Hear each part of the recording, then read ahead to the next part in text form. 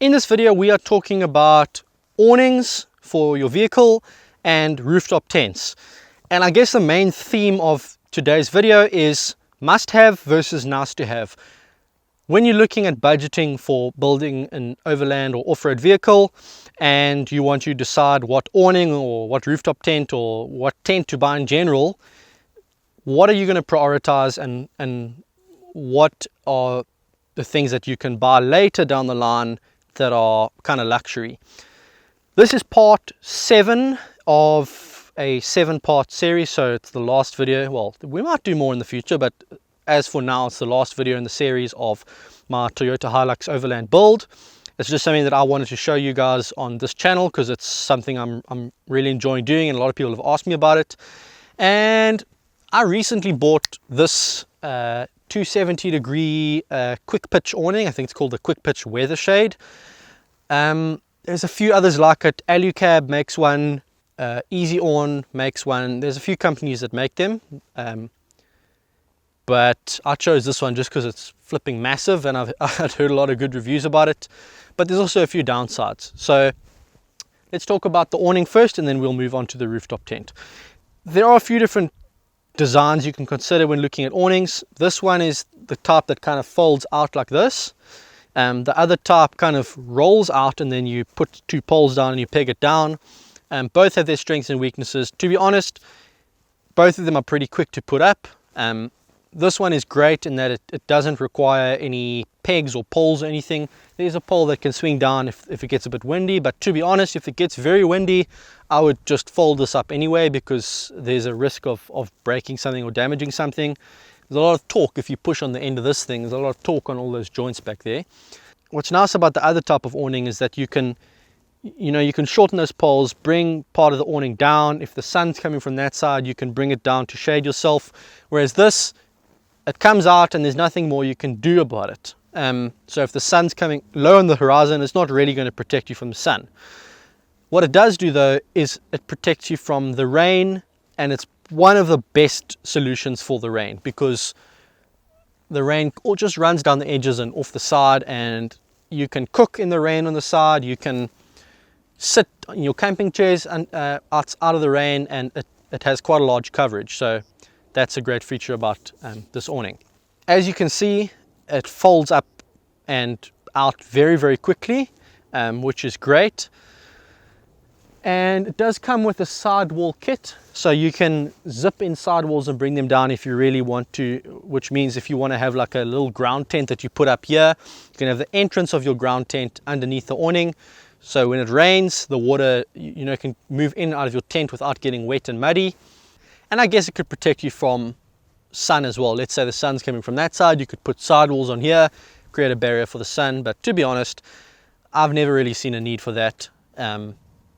Normally by the time the sun gets pretty low on the horizon, it's not really that hot anymore, and there's less risk of burning, so it's not so much of a big deal. Plus I tend to park with the sun on the far side, that side, so that the vehicle itself becomes like a barrier for the low sun.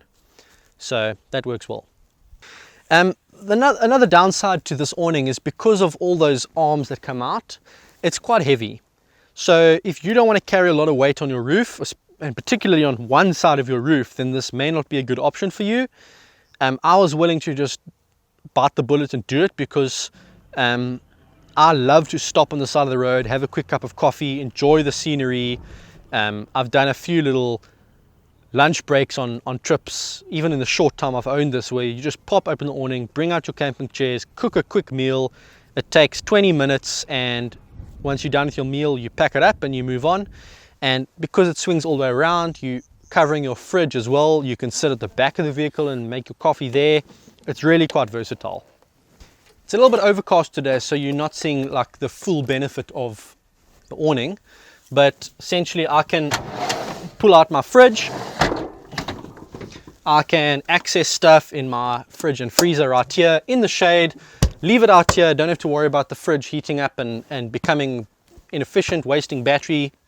I can pop this up right over here, can turn the lights on in the evening, and I can cook right here on this table. So it's super versatile. It covers basically the most important areas of the vehicle. And yeah, I've used it many times, and it's normally the talk of the campsite if you're traveling in a group as well. This is where everyone tends to end up, which for me puts this in the must-have category. You need to protect yourself from the elements. If you're driving until 3 p.m. in the desert and you stop at 3 p.m. and you're in the heat of the sun and you want to set up camp, where are you going to sit? Are you going to sit in the car with the aircon on, or are you going to pitch out the awning and sit in the shade? You probably want to sit in the shade. Tents, sitting in a tent in the middle of the day is out of the question. Tent just gets way too hot. It keeps all the air in, whereas this allows for a breeze to push through. And it's exactly, as I said, it's where it matters. It's protect you from the element when you're cooking, when you want to access stuff from your vehicle. So for me, this is a must-have. Rooftop tent though, that's a different story. I strongly considered actually opening up the rooftop tent and setting it up for this video, but I just found that I didn't want to do it, and I asked myself why. And the answer is that it takes longer than you might think. It actually probably takes a similar amount of time that it does to set up a ground tent, although when you factor in the rolling up and the zipping up and all of that of the ground tent, the ground tent probably takes a little bit longer, but still it's a schlep. Unless you have one of those hard top rooftop tents that just pop out like this, like the Bundu tops or the Alucab expedition tent or the quick pitch, that big quick pitch tent, those are the ones that are luxury, and those are super quick to set up, literally a few seconds and it's done.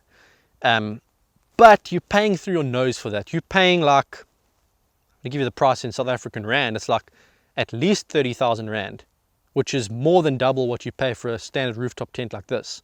So you've got to ask yourself, the time it takes to open up a rooftop tent or a ground tent, do you really think it's worth paying 5 times that or 3 times that just for the convenience of popping it open? If you're going to do this a lot and you are, let's say you're fairly elderly and you don't want to go through the effort all the time, then yes, maybe it's worth it for you. But why would you go for a rooftop tent over a ground tent? That's another great question. To be honest, I don't think there's that many advantages of having a rooftop tent over a ground tent. The one advantage of the rooftop tent is it keeps you away from there can be a lot of moisture that collects on the ground, a lot of sand. There could be bugs or animals. So for example, I went on a trip with my dad recently. My dad was in the ground tent and there were ants everywhere on the ground. And it was like, you have to keep that ground tent closed so that the ants don't get in. And that's not very convenient. Folding up a ground tent sucks, especially when you get those tiny little bags that are way too small for the ground tent. You've got to squeeze that thing in there. That sucks. Whereas a rooftop tent, you fold it up, you zip it up, it's done. It's difficult in that you've got to climb up there and move around the vehicle to close everything in, but it's not quite as much of a mission as a ground tent. Rooftop tents tend to be very robust. Thick canvas materials, strong zips. They can withstand a good amount of wind, and just a good size foam mattress inside as well, which is part of the setup. So when you fold it up, the mattress stays in there. I can even fit my sleeping bags in there as well, so you don't have to worry about folding those up. Whereas a ground tent, when you fold up the ground tent, you've got to fold up your mattress separately, or inflate your mattress, deflate your mattress separately. You've got to roll up your sleeping bag separately, and it's just extra things to worry about. And then of course the rooftop tent, when it's on the roof, it doesn't take up space in the vehicle. So ground tent would, although generally ground tents tend to be much smaller than that. So I guess there's a benefit to both. The one thing that I don't like about the rooftop tent is that you have to park on flat ground, and sometimes that's not easy. So for example, right now we are not on flat ground. One of the reasons I didn't open the tent. But opening the tent now, you wouldn't be able to sleep on it. You'd be rolling out. You would want to park it somewhere that it's as flat as possible. And then I found that even when you think it's flat, you're sleeping and you realize, oh, damn it, that's not flat. And to your eye it may look flat, but when you lie down, that's when your true internal bubble level really kicks in. Why did I go with a front runner rooftop tent? Firstly, once again, it's a local brand, so supporting locally manufactured stuff is great. And Frontrunner does export stuff all over the world, so there's no reason why you can't look at a Frontrunner tent also. But the main reason was Frontrunner tent was cheap, Frontrunner tent was light. Now when I say cheap, I mean cheap compared to other roof tents. It's probably still more expensive than your average ground tent, but as far as roof tents go, it was pretty affordable. Very well built. I really can't fault many things about it. I'm sure there's a few things that can be improved, but from what I see, it works very, very well. I mentioned it's light, but it also has a really good quick disconnect system you can buy for it.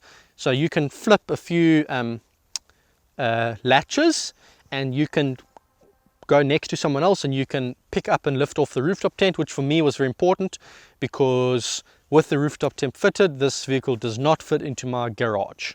So I don't want to park outside in the elements if it's going to reduce the life of my vehicle, especially when I live close to the beach and there's salt flying all over the place all the time.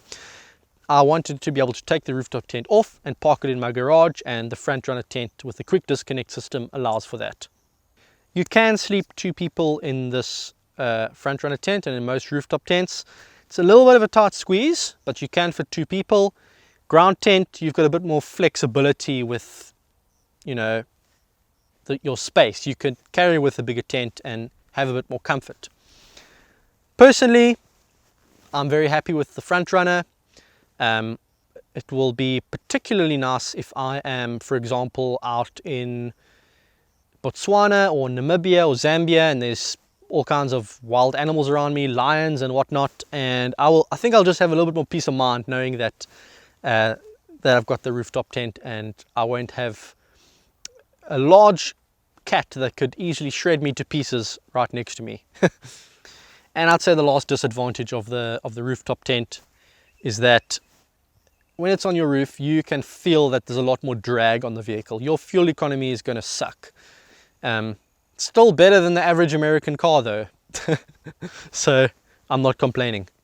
I'm getting about, as things are set up right now, my stock standard vehicle, I was around about 9 liters per 100 Ks, and now I'm sitting at about 12.5 liters per 100 Ks, so it is significantly worse than it was. However, it's still less than like your stock standard Land Cruiser, for example. So considering the extra weight and all the bits I've added on, that's about where I expected it to be, and I'm pretty happy. I'd be pretty curious to know, you guys in the US, I know you're probably going to have to do some liters to gallons and miles to kilometers calculations, but I'm keen to know what your fuel economies are like. Maybe they're not as bad as I think, but being a diesel and being a relatively small vehicle, it's not massive, I think that's pretty good. And that concludes the Toyota Hilux build series, at least for now. If we add a few more things on, we will definitely talk about it, but the real fun starts now. I'm super keen to hit the road, go do stuff, film hunting videos from this vehicle for my main channel and incorporate some camping on the main channel, and then of course just go on some adventures on some awesome 4-wheel drive trails through my beautiful country to some really remote and wild places, bring some people with, film everything and bring that content to you guys for you to enjoy. Hope you enjoyed watching this. I hope you learned some stuff. If you did, please give this video a thumbs up and comment down below what you think and what you want to do with your own vehicle. And remember to subscribe if you haven't already done so, because I can promise you there's going to be some cool stuff coming. Thanks for watching as always, and I'll see you next time.